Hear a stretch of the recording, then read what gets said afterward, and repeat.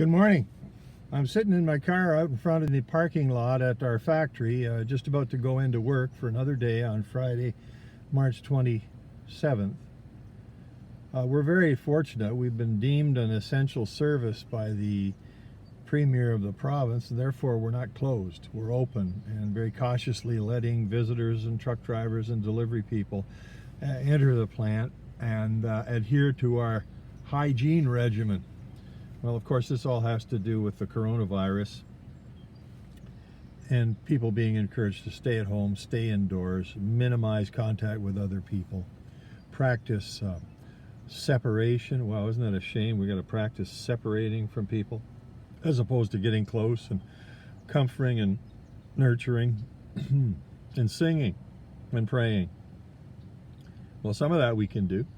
We can do by email message, by letter, by phone call, even by a video.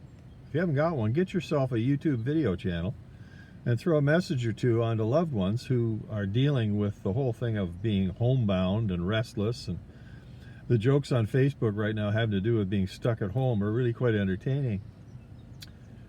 But this morning, I pretty much went with my usual routine. Hillary isn't with me today. She's resting at home, but we would head over to a Tim Hortons, grab a coffee, sit in the parking lot and talk. Well, I did that today by myself. Of course, the restaurant is not open for inside service, for sitting around and gabbing at the various tables the way we so often do. You go to the drive-thru, you meet a very obliging young person there with a mask on and plastic gloves, and you make your purchase. So I did just that, went around to the other side, parked in the parking lot, turned on the music on my tablet from iTunes, and just had a wonderful time of praise. You make of it what you can, where you can, folks. And right now, as almost never, well, that's a pretty extreme statement. I was about to say, as almost never in my Christian experience have I had such a need for praise and for thinking about the riches that we have through our inheritance in Jesus Christ. It's really being highlighted right now across our country and around the world. I have a blog which is helpful with respect to the whole virus thing. The location of the blog is http:// fear, F-E-E-R, foiled, F-O-I-L-D, all one word, fearfoiled.blogspot.com.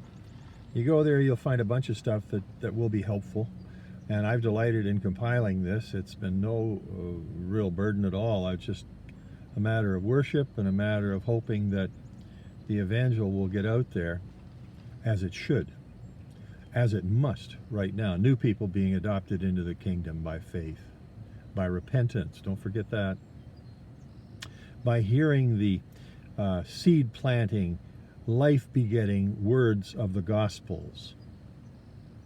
They must be preached, folks, howsoever. Well, I got to get into work. I'll leave it at that. Be encouraged. This thing will pass. And in the meantime, we cooperate the ways in which we've been told to cooperate by the people who govern. Thanks again. God bless you.